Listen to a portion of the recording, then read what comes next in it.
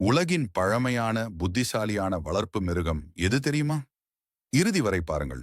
நாய், ஆடு, மாடு போலவே லாமாவும் உலகின் மிக பழமையான வளர்ப்பு மிருகங்களில் ஒன்றாகும்.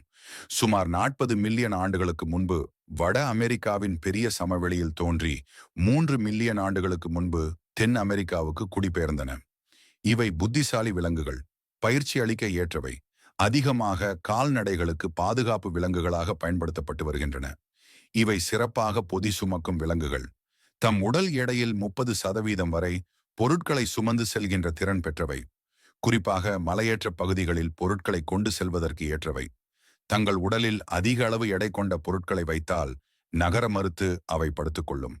உடலை சுற்றி கம்பளி போன்ற தடிமனான சூடான தோல் உள்ளது. இவற்றை ஆடை மற்றும் ஜவுளிகளுக்கு பயன்படுத்துகிறார்கள். வருடத்திற்கு ஒரு முறை இதன் மயிரை வெட்டுவது பரிதாபத்திற்குரியது. இவற்றின் உரோமங்களில் இருந்து தயாரிக்கப்படும் நூல் மென்மையானது. இலகு ரக ஆடைகளுக்கு ஏற்றவை. மென்மையான அண்டர் கோட் ஆடைகள் மற்றும் கைவினைப் பொருள்கள் மற்றும் கயிறுகளுக்கு பயன்படுத்தப்படுகிறது.